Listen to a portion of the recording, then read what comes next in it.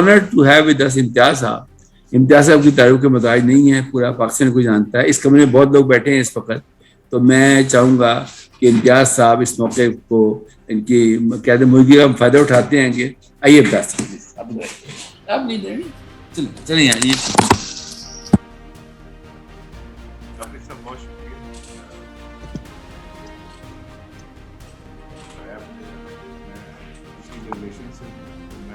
यहाँ सीखने आया हूँ ब्लॉकचेन के बारे में। मुझे सिर्फ ये पता है कि बहुत से लोग आजकल वो कंप्यूटर्स पे बैठे हैं और काफी बिजली खर्च कर रहे हैं। उनका ख्याल है कि कहीं से नेट में से ना वो कोई मिलियनेयर बन जाएंगे ब्लॉकचेन से पैसे बना के। तो बल्कि मैंने आपसे ये सवाल पूछना है बाद में कि वाकई इसमें से इतना पैसा बन जाता है और जितनी लोग बिजली खर्च करते हैं उसके ऊपर उसके उतना मिल जाता है उनको। तो ये मैं इनफैक्ट यहाँ सीखने के लिए और सवाल के साथ गया। बहुत शुक्रिया। बहुत शुक्रिया आपका, थैंक यू। तो मैं आपके सवाल का जवाब ये देना चाहूंगा कि वाकई ब्लॉकचेन पे बड़ी क्रिप्टो करेंसीज पे या डिजिटल करेंसीज पे बहुत ज़्यादा बिजली खर्च होती है, और उन तमाम मालिक में जहाँ बिजली सस्ती है इसीलिए माइनिंग वहीं पे होती है, और इसकी कमर्शियल वायबिलिटी देखनी पड़ती है कि ये कमर्शियल वायबल है कि नहीं। तो मैं ये समझता हूँ कि इसका जवाब तो कोई जो माइनर है वो दे सकता है फिर जो माइनिंग में इन्वॉल्व है। लेकिन इतना मुझे पता है कि जो जिन मुल्कों में बिजली जो है वो महंगी है वहाँ पे बड़ा मुश्किल है कि आप माइनिंग कर सकें। हमारे यहाँ कुछ एक दो एफर्ट्स हुई हैं पाकिस्तान के अंदर। रिसेंटली केपी गवर्नमेंट ने इसको लीगल किया था और फिर वो माइनिंग हुई भी है थोड़ी बहुत। तो मैं समझता हूँ कि जहाँ पे पानी के रिसोर्स को इस्तेमाल किया जाए तो वो शायद उसमें कोई बेहतरी आ सके। लेकिन अभी जो करंट हमारी बिजली की सूरत हाल है हमारे मुल्क के अंदर वो कोई मतलब इतनी सूरत हाल बेहतर नहीं है कि वो उस चीज़ों को लेके चल सके। जी आर यू रेडी? आपने अहमद साहब जी प्लीज आप शुरू कीजिए। एक्चुअली ओवर टू अहमद साहब। अहमद साहब तशरीफ ला चुके हैं, तो ओवर टू अहमद साहब। थैंक यू अहमद साहब, थैंक यू। अस्सलाम वालेकुम जी, दिस इज अहमद मंजूर। थैंक यू अमर साहब का और सबका मुझे बुलाने के लिए। कुछ चीज़ें ऐसी बातें हो रही थी जो काफ़ी पुरानी थी, तो हम उनको ज़रा नए तरीके से बात करेंगे। मैं नॉर्मली एक प्रेजेंटेशन लेके आता हूँ और आज इत्तेफाकन क्योंकि बड़ा अचानक से ये सारा प्लान हमने किया, मैंने और अमर साहब ने, तो हम प्रेजेंटेशन कोई नहीं है, तो आप लोगों को मुझे ही डायरेक्ट देखना पड़ेगा बहुत देर तक, तो इसलिए बर्दाश्त कीजिएगा। हाँ, बातें कोशिश करेंगे कि वो वाली हों जो आप लोग हजम कर सकें और जिनके ऊपर अभी वकार भाई ने कुछ बात की है, कुछ अमार साहब ने बात की है और कुछ इम्तियाज साहब ने कुछ क्वेश्चन किया। तो I will try my best कि पहले मैं इम्तियाज साहब के क्वेश्चन का आंसर करूंगा because he is very honourable for all of us. Sir, अभी जो आपने क्वेश्चन किया ना कि जी कि माइनर, एक्चुअली वो जो बात हो रही है ना वो हो रही है टिपिकल क्रिप्टो करेंसीज के बारे में। क्रिप्टो, अच्छा मैं उनको क्रिप्टो करेंसी इसलिए नहीं कहता बिकॉज उसमें करेंसी का जो अमल है वो नहीं है। करेंसी का एक जो है ना खास यानी उसकी एक कुछ एट्रीब्यूट्स है जिस पर उसको पूरा उतरना पड़ता है, तो वो उस पर उतरता नहीं, तो हम उसको क्रिप्टो करेंसी, अब वो चेंज हो गई है पूरी definition, now we call them crypto assets. अब क्रिप्टो एसेट्स के ऊपर चक्कर ये है कि लोग ना बहुत ज्यादा बहस चल रही है कि किसी ने उसको लीगल कर दिया, किसी ने उसको इलीगल कर दिया क्या। लेकिन आप कभी, इसकी मैं मिसाल ऐसे देता हूँ, कभी आप ऐसे चाहेंगे कि आपके मुल्क में कभी कोई ऐसा निज़ाम आ जाए कि जी आज के बाद फोन चलेगा जी, सिर्फ ये फोन पड़ा हुआ है सर आपका है राइट ये फोन है, इस फोन के बदले आप जमीन भी खरीद सकते हैं, इस फोन के बदले आप बाकी सब कुछ खरीद सकते हैं, राइट। मेरा नहीं ख्याल आप कभी ऐसे चाहेंगे, या जमीन के बदले जमीन दी जा सके, तो कभी ऐसा नहीं हो पाएगा। तो इसका एक हल है कि we move toward digital currency. अच्छा, by the way crypto currency and digital currency is the same thing, लेकिन कुछ चीजें ऐसी हैं जो लोगों के, अच्छा ये जो मैं बात करने लगा हूँ, ये क्रिप्टो वाले जो हजरात हैं वो काफी इसके खिलाफ होते हैं कि जी फिर तो सारा मकसद ही फौत हो गया कि जी हम तो फिर किसी बैंक के दरमियान में ले आएंगे और सब कुछ होगा। तो फिर तो उसके हिसाब से ना हमें पासपोर्ट भी खत्म कर देने चाहिए मेरे ख्याल, राइट। क्यों आप किसी एक गवर्नमेंट के पीछे चल रहे हैं, क्यों आप उनको फॉलो कर रहे हैं। सो जितने भी लोग होते हैं किसी भी गवर्नमेंट के अंदर या किसी भी मुल्क के रहने वाले, उनके लिए ये चीज जरूरी होती है कि उनके जो एसेट्स वो बना रहे हैं ना वो उनको शो भी करें, बिकॉज उन्होंने उस कंट्री में रहना है। इसकी एक मिसाल देता हूँ। बहुत अरसा पहले ना मैं एक चीज सोचता था कि मैं तो इस बस में ट्रेवल नहीं करता, मैं क्यों इसकी जो है ना फीस भर रहा हूँ, कॉमन सेंस है, ठीक है। तो फिर मेरे ज़हन में एक बात आई, वैसे ही बैठे बैठे गाड़ी मैं चलाता हूँ, तो वो जो एक आम आदमी है ना जो उस बस में सफर करता है, वो मेरी गाड़ी का टैक्स भी पे कर रहा होता है। क्यों?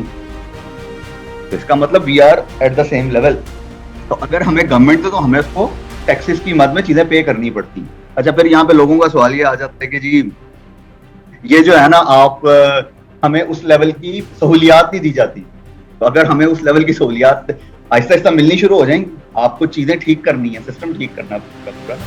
तो अगर आप वो ठीक नहीं करेंगे और आप कहेंगे नहीं जी वो क्रिप्टो करेंसी को तो जो आप जो है ना फॉरेन लीगल करें, अदरवाइज तो मसले हैं चल रहे हैं, तो वो क्रिप्टो एसेट्स को लीगल करना is not that much important. अगर हम एक डिजिटल करेंसी बना लें विद द स्टेट बैंक के साथ मिलके और वो सारा कुछ करके, अगर हम उसको उसकी तरफ जाने की बात करें ना, तो मेरा ख्याल है कि वो ज्यादा फायदा हम उसमें उठा सकते हैं।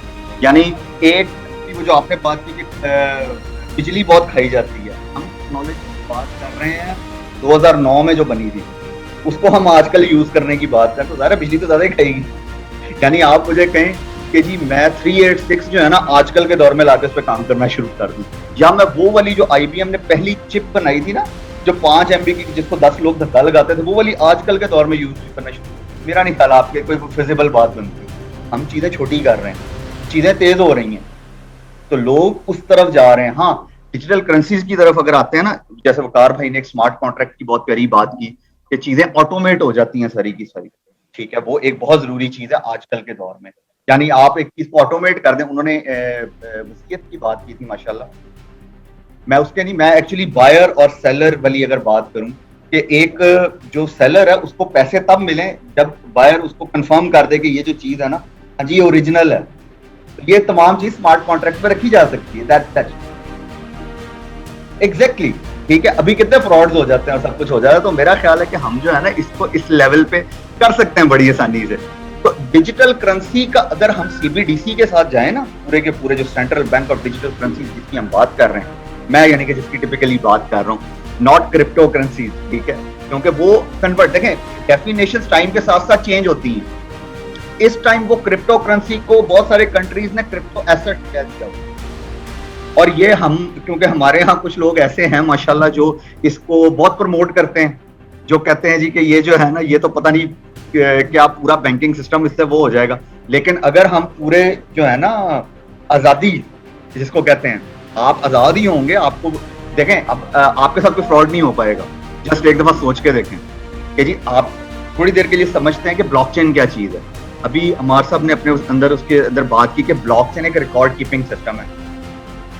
अच्छा, अब इसके अंदर वो चीज आती है कि डिसेंट्रलाइज्ड है, मल्टीपल जगहों पे सेव हो रहा है, लोग उसमें दो नंबरी नहीं कर सकते, क्योंकि उसके अंदर जो चीजें यूज हुई है ना, यानी कि आप उसकी जो पुरानी टेक्नोलॉजी जिसके ऊपर वो बना हुआ है, जो पिलर्स हैं, एक लेजर है, देन आपका पीयर टू पीयर नेटवर्क है, और क्रिप्टोग्राफी है। तो क्रिप्टोग्राफिकल नेटवर्क डेवलप हो रहा है पूरे का पूरा। सपोज करें आपका एक नोड जो है वो थोड़ी देर के लिए कट जाती है, तो जैसे ही आगे वो दोबारा जुड़ेगी ना ब्लॉकचेन के नेटवर्क पे, उसको वो फीड होगी पूरी की पूरी चीज। अगर कोई गलत एंट्री करने की कोशिश करेगा वो नहीं हो पाएगी। ये है ब्लॉकचेन की स्मार्टनेस।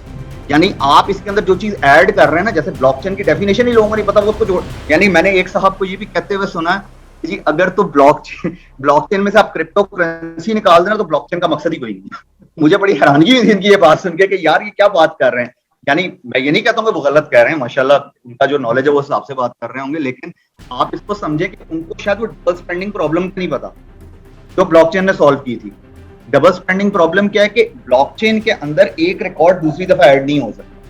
यानी इसकी एक मिसाल ले लें, चले मैं करेंसी से बाहर निकल के मिसाल देता हूँ, क्योंकि मैं करेंसी के अगेंस्ट बहुत ज्यादा बोल चुका हूँ, तो मैं करेंसी के बाहर निकल के ताकि सबको आसानी से समझ आ सके। अहमद मंजूर पूरी दुनिया में यूनिक है, ठीक है। अभी तो मेरे पास क्या है, मुझे अमार साहब जानते हैं, इम्तियाज साहब जानते हैं, चंद एक दोस्त आप जानते हैं, ठीक है, घर वाले जानते हैं। हाँ, सबको मेरे पे गुस्सा आया हो ना, किसी दिन को कहेंगे नहीं ये अहमद मंजूर है, वो जो नया आया ना वो अहमद मंजूर है। सिंपल है, अभी तो यही हो सकता है। लेकिन अब आप थोड़ी देर के लिए सोचें कि मेरे कुछ एट्रीब्यूट्स हैं, एक आम इंसान के कुछ एट्रीब्यूट्स होते हैं। सपोज करें date of birth, place of birth है, दाढ़ी रखी हुई है, हाइट इतनी है, ऐनक लगाता है, समथिंग कुछ आपने एट्रीब्यूट्स बना दिए। कहीं ना कहीं जाके किसी ना किसी मंजिल पे ये जो है ना ये यूनिक बन जाएगा। सपोज करें डेट ऑफ बर्थ और बर्थ ऑफ टाइम और प्लेस, 3 जगहों पे जाकर मैंने इसको यूनिक बना दिया। अब मुझे एक पूरी दुनिया में यूनिक आइडेंटिटी दे दी, ये सेव कर दी कि ब्लॉकचेन के नेटवर्क के ऊपर, अब वो डुप्लीकेट नहीं हो सकती। अच्छा, अब इसमें क्वेश्चन आता है जी, कल को किसी ने कोई डेटा अपडेट करना तो क्या करेंगे? अब कोई बंदा आता है, वो मैं सपोज करें मैं पहले एक घर में रहता था, मैं दूसरे घर में चला गया, तो एट्रीब्यूट चेंज हुआ पूरे का पूरा, यानी कि एक चीज चेंज हुई, उसकी बेस पे मुझे नई एक यूनिक आइडेंटिटी दे दी गई। यूनिकनेस तो वहीं पे रही ना। तो ब्लॉकचेन का काम ये है यूनिकनेस बनाना, ना कि तो आप ये सोचें कि जी ये जो है ना ब्लॉकचेन बस क्रिप्टो करेंसी के अंदर ही है, बाकी तो सब दूल बातें कर रहे हैं, या सिर्फ फाइनेंशियल सेक्टर में यूज होता है। नहीं जी, इसका सप्लाई चेन में यूज करना है। अच्छा, डबल स्पेंडिंग प्रॉब्लम की मैं जो बात कर रहा था उसको थोड़ी देर के लिए अगर आप एक सेकंड के लिए सोच के देखें, हम में से बहुत सारे लोग रिसर्च पेपर्स लिखते हैं, ठीक है, रिसर्च पेपर की एक यूनिक आइडेंटिटी दे दी जाए जो कि पूरी दुनिया में यूनिक हो, दोबारा से कोई उसको रिपीट ना कर सके। अभी तो प्रोजेक्ट इम्तियाज साहब को तो शायद इसका बहुत ज्यादा एक्सपीरियंस होगा, लोग अपना प्रोजेक्ट ला के तो दोबारा बार बार दे रहे होते हैं ऐसे ही है ना, ठीक है, और वो डिग्री के लिए रिक्वायरमेंट होती है। अब सपोज करें एक बंदे ने एक प्रोजेक्ट सबमिट किया, उसकी एक यूनिक आइडेंटिटी मिल गई, दोबारा सेम प्रोजेक्ट लेके जाएगा तो वो तो हर जगह पे जाके वही दिखा रहा होगा ना कि जी ये तो पहले हुआ, ये तो सबमिट हुआ है जी पहले, आप उसको डबल नहीं कर सकते। तो वो उसकी यूनिकनेस है। हाँ, आपको उसमें कुछ चेंज करना पड़ेगा, कुछ उसके अंदर एडवांसमेंट करनी पड़ेगी, तब आप उसको ब्लॉकचेन के नेटवर्क ऐड करें। तो ये है ब्लॉकचेन, ठीक है। इसका क्रिप्टो करेंसी से किसी जगह वो बना है तो मुझे बता दें, ठीक है, कि इसके बगैर क्रिप्टो करेंसी, हाँ, क्रिप्टो करेंसी इसके बगैर नहीं चल सकती। अब हम दोस्तों डिजिटल एसेट्स कह लें, डिजिटल एसेट्स इसके बगैर नहीं चल सकते। डिजिटल एसेट्स के अगर हम डेफिनेशन में जाते हैं तो वो कुछ भी हो सकती है। लाइक मैं जिस चेयर पे बैठा हूँ ये डिजिटल एसेट बना दें आप। चलें आजकल जो है एक मिसाल चल रही है, एनएफटीज बहुत ज्यादा सुनने को मिलते हैं।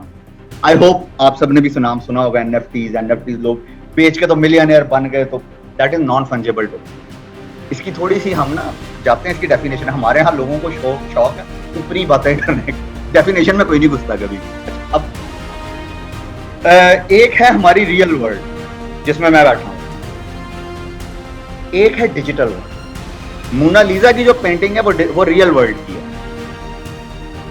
यूनिक है, एक खास टाइम पे खास उससे कुछ खास कलर यूज हुए थे, ऐसा ही है ना, इसीलिए वो मिलियंस ऑफ डॉलर्स की। आप उसको कन्वर्ट कर दें डिजिटल लाइफ में, कि डिजिटली जैसे हम अभी सारे लोग बैठे हुए हैं, सपोज करें यहाँ पे इस टाइम यानी ऑनलाइन मेरे अलावा 27 लोग बैठे हैं, हम एक पिक्चर लेते हैं इस पूरी स्क्रीन की और उसकी एक यूनिक आइडेंटिटी, इस टाइम क्या हो रहा है 4:47, डेट है 15 अक्टूबर, सेकंड्स डाल लें 5 सेकंड्स हुए हैं, इस टाइम ये टाइम दोबारा नहीं आएगा। इस टाइम पे आपने एक पिक्चर लिया और उसको आपने ब्लॉकचेन के नेटवर्क पे डाल दिया, दैट इज एन एनएफटी। वो यूनिक है इस टाइम पूरी दुनिया में, दोबारा नहीं आ सकती क्योंकि उसके कुछ एट्रीब्यूट्स बन गए हैं। तो ये आपकी एनएफटी, लोग पता नहीं क्या क्या बात करते हैं कि जी एनएफटी क्या बला है, कुछ नहीं है, ये सिंपल सी डेफिनेशन है एनएफटी की, इसके अलावा और एनएफटी कुछ नहीं है। हाँ, लोग मुझसे ये जरूर पूछते हैं कि कल को एनएफटी ग्रो करेंगे। यस, ग्रो करेंगे, बिकॉज